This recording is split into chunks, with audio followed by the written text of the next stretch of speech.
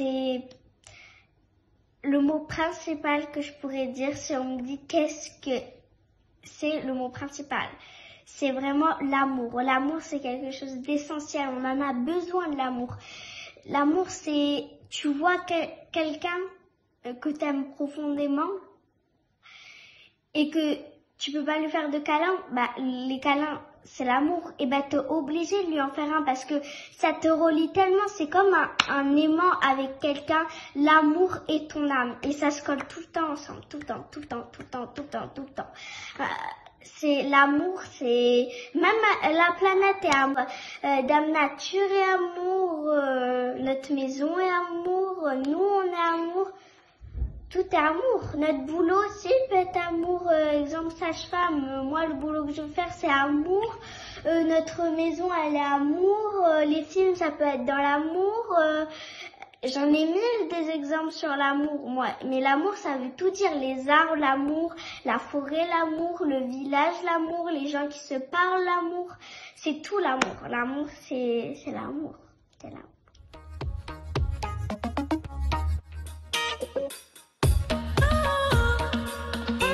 Bonjour les amis, je suis Pascal Trifingui, on est à Rio de Janeiro au Brésil et aujourd'hui on va parler de deux choses. On va parler de la pédocriminalité, des modes de transmission. Est-ce que la pédocriminalité c'est génétique? Est-ce que c'est transmis? Est-ce que c'est acquis? C'est ce qu'on va voir. Et en attendant, eh bien, on va faire un petit cours très simple sur la synarchie et la tyrannie. Vous allez comprendre pourquoi on se retrouve à l'heure actuelle avec plus les gens sont près du pouvoir, plus ils sont cannibales, c'est-à-dire c'est des darwinistes sociaux, c'est-à-dire qu'ils aiment bouffer autrui, au propre comme au figuré. Pourquoi ils sont pédocriminels, c'est-à-dire qu'ils ont tué leur enfant intérieur en commettant les pires atrocités au nom du matérialisme et donc ils vont aller agresser des enfants à l'extérieur parce que leur enfant intérieur est lui-même agressé. Et pourquoi ce sont des ritualistes, des toqués en réalité, parce que c'est des gens qui ont des troubles obsessionnels du comportement. C'est quand même être malade que vouloir avoir 500 000 milliards d'avoirs et de vouloir guider la génétique et maîtriser à soi-même tout seul le nombre d'êtres humains. Voilà, c'est quand même, d'un point de vue psychiatrique, on est dans du W, c'est-à-dire quelqu'un qui se croit si j'étais présidente avec moi, tout serait bien ordonné dans le détail. C'est pour ça que j'ai demandé à mon mari de tuer Kohl et Mitterrand parce que je me voyais bien présidente, mais hélas j'ai eu des enfants et je devais rester m'occuper de ma famille. Il y a toujours des cinglés comme ça, c'est les plus dangereux. C'est-à-dire que c'est ce qu'on va voir, c'est que dans la tyrannie, le danger c'est pas le tyran qui est au sommet, c'est l'accumulation de toutes les petits tyrans domestiques, ce qu'on appelle des pervers narcissiques. Voilà, on voit ça tout de suite à la suite à partir du schéma de la synarchie. On reprend sur la base. Qu'est-ce que c'est la synarchie? Le mode de fonctionnement des êtres humains, le mode de fonctionnement divin, celui qui a été voulu par Dieu dans la Torah, la charia, la lex, la loi sociale, etc. Et puis, eh bien, comment on a une inversion de ça, qu'on appelle à proprement parler le satanisme, avec des modes d'organisation, dont le point de chute final est la tyrannie, comme en Corée du Nord. Alors, qu'est-ce que c'est qu'une synarchie? C'est un système qui est décrit par Platon dans un livre qui s'appelle La République. Synarchie, c'est archos, le pouvoir, l'ordre, l'organisation, et syn, ensemble. C'est tout le monde ensemble. On s'aperçoit que quand on immobilise des sédentaires, eh bien, il y a plein de personnes qui n'ont pas assez de vertus pour se sédentariser. C'est les non-vertueux. Voilà. Par contre, les gens qui ont des vertus pour se sédentariser, ils vont créer un premier noyau. Ce premier noyau, il est construit par les guerriers. Les guerriers, ils sont là, c'est la noblesse, l'aristocratie, ils vont construire une cité. Et puis, ils vont construire une agora, une place centrale, où va se constituer une élite de gens vertueux. Des gens vertueux, qui ont des vertus et qui vont former une élite. Cette élite, elle va s'agglomérer autour de 4 activités. Les gens du clergé, qui sont là pour animer l'enseignement, la médecine et les cultes. Voilà, donc ils reçoivent 15% des revenus de la société. Ils vont faire tous les cultes religieux, avec un calendrier généralement un calendrier lunaire, qui est lié au cycle de fertilité, de croissance des grains. Et puis ils vont animer la médecine d'un côté et l'enseignement de l'autre. La noblesse, elle va administrer. Elle fait la guerre, elle fait la police, elle fait la justice, elle gère la fiscalité. C'est ce qu'on appelle les pouvoirs régaliens de Rex, le roi. Ensuite, il y a les producteurs, c'est ceux qui vont fabriquer des légumes, ceux qui vont fabriquer des objets artisanaux. Et puis ensuite, il y a les gens qui viennent de l'extérieur, qui sont pas assez vertueux pour être des hommes libres, mais qui vont être des employés, des serviles. Et puis petit à petit, généralement ça dure pas plus de 7 ans, ils sont capables de se mettre à son compte, leur compte, ou de rentrer dans une des castes. Les non-vertueux sont à l'extérieur. Puis quand on va tout à fait au centre de la cité, on a les gens les plus vertueux possibles. C'est ce qu'on appelle l'élite. Voilà. Ça, c'est le système de la synarchie. Comme je vous l'ai expliqué, il y a 3 castes, mis à part les serviles, on a 3 castes qui sont le clergé, la noblesse et la production. Ces 3 castes, elles existent dans le système moderne, le système des 7 tours du diable. C'est-à-dire que le pays, les peuples, les institutions, qui sont un peu le servilat, hein, normalement c'est au service de tout le monde, eh bien on a normalement le clergé qui incarne la sagesse, on a la noblesse qui incarne la force, et on a les producteurs qui incarnent l'harmonie. Souvent, on aime bien la démocratie parce qu'il y a une certaine harmonie. On aime bien l'oligarchie parce qu'elle est puissante. Et puis, on aime bien la timocratie, comme en Iran, par exemple, parce que ces ayatollahs, ils incarnent une certaine sagesse. Tout ça, c'est falsifié dans le monde moderne, parce que dans le monde moderne, les producteurs qui devraient gérer de l'harmonie, c'est ce qu'on appelle les banksters. Et les banksters, normalement, les gens qui produisent, ils doivent amener de l'ordre, hein, en fabriquant des choses qui sont harmonieuses. Hein. Mais à l'heure actuelle, au contraire, on fabrique de la superconsommation, on désorganise la planète, on désorganise les sociétés, au profit de la dette, au profit des banksters. Pareil au niveau médical. Normalement, au niveau médical, c'est la sagesse qui doit être là, puis la religion doit éclairer. Actuellement, c'est Big Pharma. Big Pharma, avec sa science, nous donne un mauvais éclairage sur la santé, puis elle va nous égarer dans des pratiques de santé qui sont lucratives pour elle et qui exterminent les gens. Pour la noblesse, c'est pareil. Normalement, la noblesse, elle incarne la force. Et à l'heure actuelle, elle a été donc cette force qui permet de détruire et de construire, traditionnellement. Sauf que là, le lobby militaro-industriel, il détruit tout ce qui est traditionnel et il construit le nouvel ordre mondial, c'est-à-dire cette société tyrannique. Cette société tyrannique, elle a une particularité, c'est qu'il y a un tyran au sommet, mais qui souvent n'a pas tant de pouvoir. Et ce tyran au sommet, il fonctionne parce que dans chaque famille, il y a un pervers narcissique. Alors, qu'est-ce que c'est qu'un pervers narcissique? D'abord, pervers narcissique, c'est formé de 2 mots. Perversion, hein, c'est-à-dire que c'est quelqu'un qui tombe sur le côté, il n'est pas dans un chemin droit, il va dans un chemin latéral, il verse sur le côté, il devient tordu, il se renverse physiquement. Narcissique, on devrait dire égocentrique. Pourquoi? Parce que Narcisse, en fait, c'était le fils d'un dieu et d'un fleuve, et il était très beau. Et on lui avait dit que tant que, il ne contemplerait pas sa beauté, il vivrait très vieux. Or, un jour, Narcisse va se voir dans le fleuve, et puis il va se trouver très beau, il va être tombé amoureux de son reflet, qu'il va contempler en permanence, et puis il va se jeter à l'intérieur de l'eau et mourir, mais comme les dieux ont pitié de lui, il va renaître sous la forme d'une très belle plante qui est le narcisse, qui est une très belle plante qui annonce au printemps l'arrivée de la lumière et puis qui revient à l'automne pour la descente de la lumière. Très belle plante du printemps et de l'automne qui est le narcisse. Donc on devrait dire plutôt pervers égocentrique parce que Narcisse, il est le symbole de l'initiation et il est particulier le symbole de Vénus et de Mercure, c'est-à-dire de l'arrivée de la lumière le matin. Vénus du matin, c'est Lucifer, et de l'arrivée de la nuit, la lumière du soir, et c'est Esper ou Vesper, et plutôt Esper, et avec Mercure du soir qui a un côté psychopompe. Donc chez Narcisse, on a un double côté, à la fois le narcissique, c'est quelqu'un qui a toujours une certaine lumière, il y a une certaine lumière qui émane de lui, mais à la fois il est psychopompe, c'est-à-dire qu'il va vous amener vers vos propres enfers intérieurs. Le pervers narcissique, c'est quelqu'un qui va vous séduire. On n'a vécu une vie parfaite, je suis tellement hypocrite. Avec ce sourire qui vous fait croire à la réussite sociale, à la notabilité, à la famille accomplie, etc. Mais de l'autre côté, et à l'envers du décor, c'est une carrière complètement infernale qui est incarnée dans la Kabbale par Lilith. C'est la femme mauvaise, satanique, qui est en contact avec le mal et les négativités et qui peut amener que dans le souterrain, le destructrice. Donc on a une apparence, c'est comme l'or de fausse, on a une apparence comme une pomme. On a une apparence qui paraît ordonnée, sensée, etc. Mais à l'intérieur, tout est complètement pourri par l'égocentrisme et la morbidité. Et lorsqu'on a travaillé ici avec le groupe de psychologues, on est un groupe de personnes qui interviennent dans le domaine psychologique, on s'intéresse à la plupart des personnes qui sont du parcours des personnes qui sont sur notre éco-projet, et puis on analyse beaucoup les comportements des personnes qui nous ont nui. Et en faisant une enquête un peu plus approfondie sur pourquoi une femme est folle, pourquoi son mari, qui est un sadique, un pervers, qui a abusé de sa fille, elle l'utilise comme un pantin, le faisant chanter par rapport aux abus sexuels de sa fille, on s'est aperçu qu'en réalité, elle-même avait été victime des abus sexuels de son père. Donc ça nous a été confirmé par une source que je citerai pas.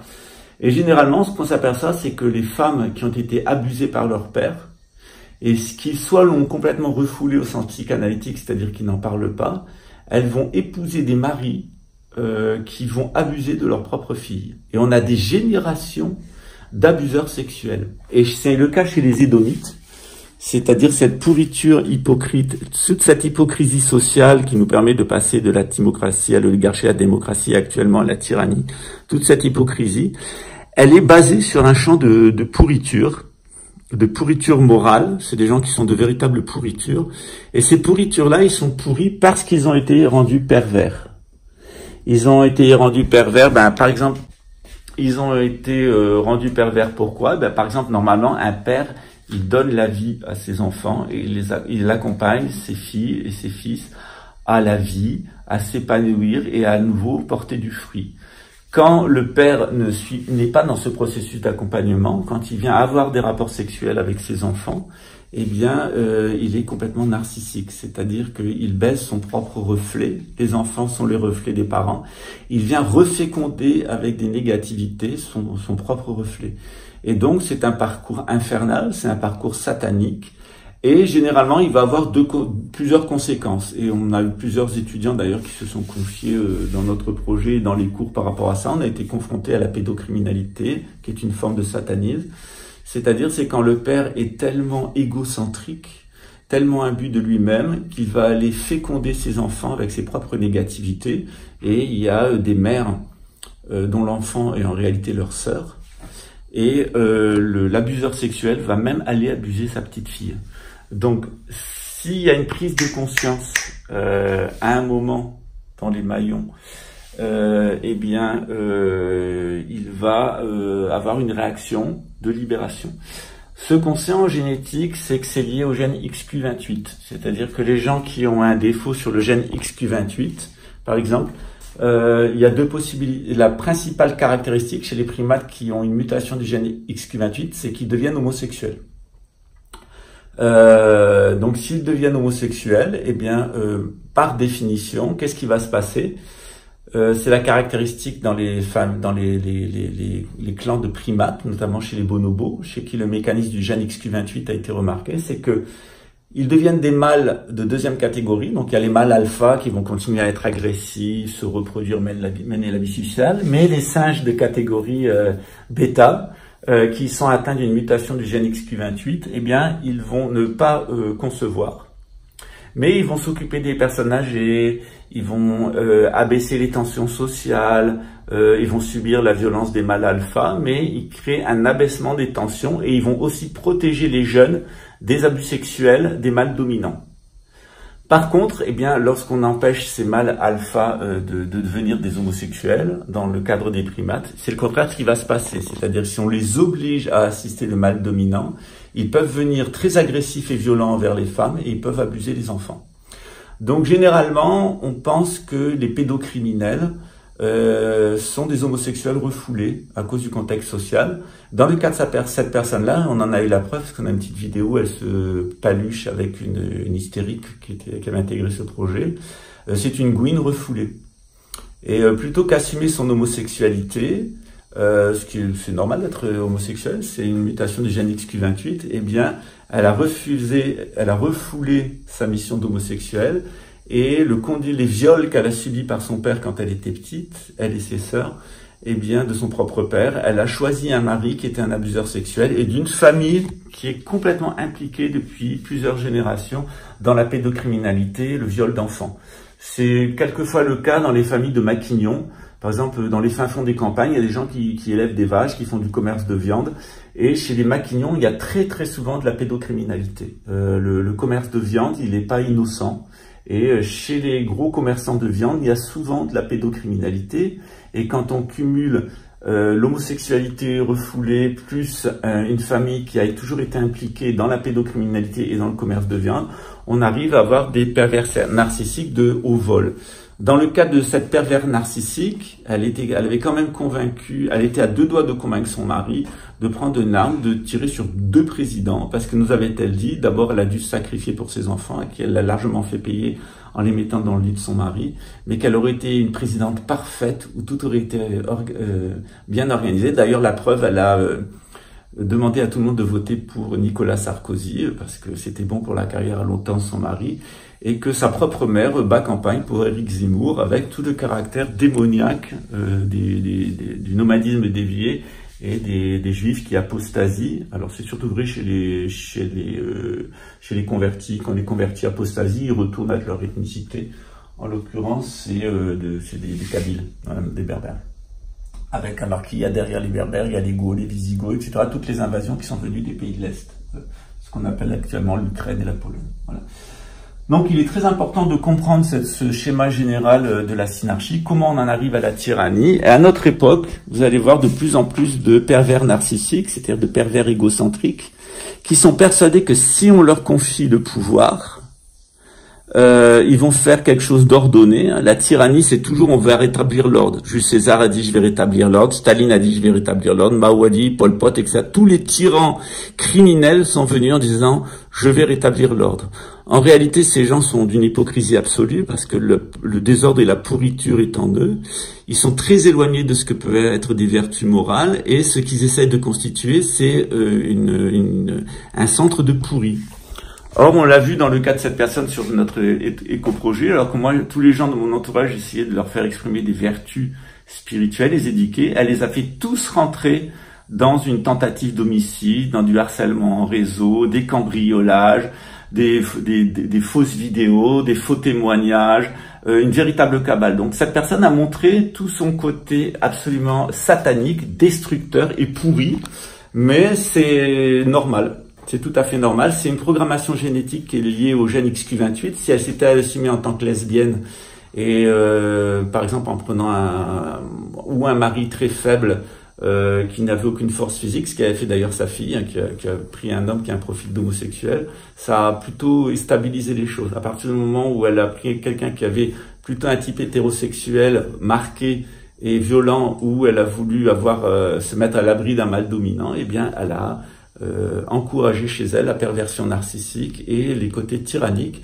jusqu'à être seulement ce qu'elle est là, c'est-à-dire une personne qui désorganise tout pour des questions d'argent, qui égare tout le monde, notamment avec des médicaments, et qui détruit tout parce qu'elle est extrêmement violente et frustrée et qu'elle ne pourra faire partie d'aucun peuple, elle n'ira dans aucun pays et elle détruira systématiquement les institutions où elle passe parce qu'elle est liée au satanisme profond, celui des 7 tours du diable. Voilà. Évidemment, il y a des gens qui sont faits pour avoir une carrière infernale et c'est dommage pour eux, ils jouent une fonction cosmique et comique d'ailleurs, hein. D'ailleurs, c'est des gens sinistres qui n'ont aucun sens de l'humour. Tout est pris au premier degré. C'est des grincements de dents permanents. Si vous êtes gay, si vous avez une mutation du gène XQ28, assumez-le. Vous serez heureux comme ça. Si vous ne l'assumez pas, vous irez vers une carrière infernale. Et ce qui est marrant, c'est exactement le contraire de ce que nous disent les timocrates. Les timocrates, c'est-à-dire qu'il y a des gens, au lieu de la morale, veulent vous imposer des vertus qui vont vous faire sortir de votre rôle cosmique, eh bien, ils veulent faire de vous des pervers au service du système.